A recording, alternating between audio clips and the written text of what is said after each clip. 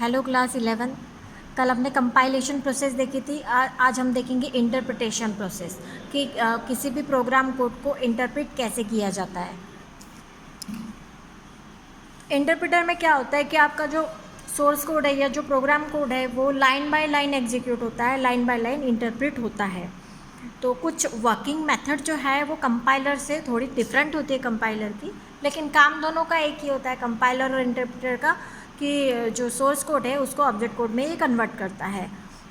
अब देखेंगे the interpretation process. Since N interpreter is also translator software, ये भी एक ट्रांसलेटर सॉफ्टवेयर है जैसा कि आपका कंपाइलर होता है। Its role is to convert the source code into a machine intelligible code, तो मशीन कोड में ही कन्वर्ट करता है ये। Though its purpose is the same as compiler, its working is very different from a compiler. काम इसका same ही है, इसका जो पर्पज़ है जो कि सोर्स कोड को ऑब्जेक्ट कोड में कन्वर्ट करने का, लेकिन जो वर्किंग मेथड है वो अलग है। Unlike compiler which works with whole program at all steps, the interpreter focuses on one line of code और one unit of code at a time. Interpreter जो है आपका at a time single line of code को interpret करके execute करता है अगर उस लाइन में कोई एरर नहीं है तो। The interpreter analysis one line of code, converts it into object code, add ins requires libraries if any and run it. मतलब एक लाइन को ही वो पहले कन्वर्ट करता है ऑब्जेक्ट कोड में, कोई लाइब्रेरीज रिक्वायर्स हो तो वो उसे ऐड भी करके उसको रन करता है, एग्जीक्यूट करता है।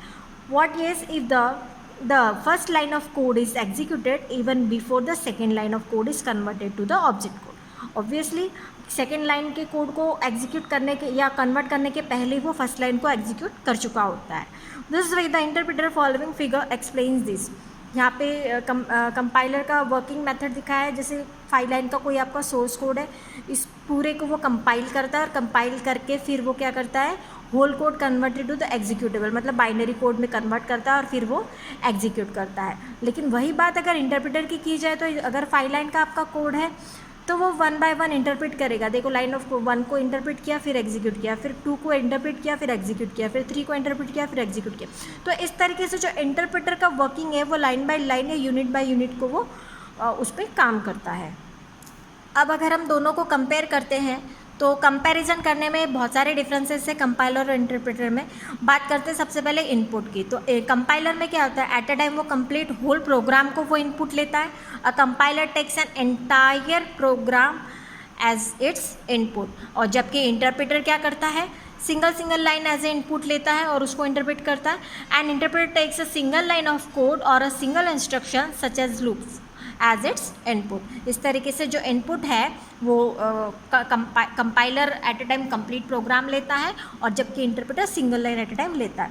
आउटपुट की बात करें तो आउटपुट में कंपाइलर जो है, आपने भी देखा था एक इंटरमीडिएट कोड उसने कन्वर्ट किया था जिसको हम असेंबली में देखा था कि वो फिर असेंबल भी करता है, लेकिन यहाँ पे जो है वो आपका डायरेक्टली ऑब्जेक्ट कोड में कन्वर्ट कर देता है। तो कंपाइलर देखेंगे it generates intermediate object code from the whole program, बल्कि इंटरप्रेटर की बात करें it does not generate any intermediate object code, मतलब कोई इंटरमीडिएट ऑब्जेक्ट कोड नहीं बनाता, वो डायरेक्टली सोर्स कोड से ऑब्जेक्ट कोड में कन्वर्ट करता है।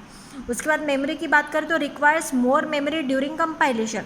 अब मोर मेमोरी क्यों रिक्वायर होगी, क्योंकि whole program at a time वो लेता है, इसीलिए वो ज़्यादा मेमोरी मांगता है, requires more memory during compilation. जबकि इंटरप्रेटर की बात करें तो पूरा प्रोग्राम एक साथ नहीं लेता है, एक सिंगल लाइन लेता है, इसलिए कंपैरेटिवली कंपाइलर इंटरप्रेटर को कम जगह लगती है, कम मेमोरी लगती है। Requires less memory during interpreter as interpret single instruction unit of code at a time. उसके बाद में एरर्स की बात करें तो कंपाइलर जो है वो एट ए टाइम सारे प्रोग्राम की लाइन नंबर दे के वो एरर लिस्टिंग कर देता है कंपाइलर, जबकि इंटरप्रेटर एक ही लाइन को अगर वो ऑब्जेक्ट कोड में कन्वर्ट कर रहा है, अगर उस लाइन में ही वो एरर दिखा रहा है या उस लाइन में कोई एरर है तो विदाउट उस एरर रेक्टिफाई किए बिना वो आगे नहीं जाता है, उसको पहले रेक्टिफाई करना होता है, उसके बाद ही वो आगे जाता है। तो देखेंगे display list of errors of entire program with line numbers and the errors in that line. वही बात करें इंटरप्रेटर की तो interpreter displays the error of a single instruction it is a interpreting. उसी लाइन में अगर एरर है तो उसी लाइन में वो पहले एरर शो करेगा। उसके बाद बात करें ऑलवेज रिक्वायर्ड, तो कंपाइलर का अगर काम कंप्लीट हो गया है, कोड आपका कंपाइल हो गया तो फिर उसको मेमोरी में ज़रूरत नहीं होती है, मतलब मेमोरी में फिर उसे रखने की ज़रूरत नहीं होती। No once the role of compiler is over, a compiler is no longer required to run the executable file. जबकि इंटरप्रेटर को मेमोरी में रहना ज़रूरी होता है, क्योंकि वो सिंगल लाइन को एग्जीक्यूट कर रहा होता है, सिंगल लाइन को वो कन्वर्ट कर रहा होता है, इसलिए ये ऑलवेज मेमोरी में रहना चाहिए। Always required, interpreter translate and runs one instruction every time, so it always required in memory to run the code. उसके बाद में वर्कलोड अगर देखें तो वर्कलोड में compilation once done stay always. एक बार आपकी कोड जो है, आपका प्रोग्राम कोड जो है वो कंपाइल हो गया तो वो आपका हमेशा रहेगा। रिकम्पाइलेशन नॉट रिक्वायर्ड, रिकम्पाइलेशन की ज़रूरत नहीं होती। If the code without any changes, अगर आपने कोई कोड में चेंजेस नहीं किया है तो needs to run again the same executable can be rerun without the compiler, तो उसको आप एग्जीक्यूट कर सकते हैं। उसके बाद में इंटरप्रेटर को देखा जाए तो interpretation is required each time you have to run the code, हर टाइम इंटरप्रेट करना ज़रूरी होता है। The interpreter does not create an executable file, ये कोई एग्जीक्यूटेबल फाइल क्रिएट नहीं करता। And hence it is required every time the code is to run, इसीलिए ये हमेशा मेमोरी में या हमेशा रहना चाहिए।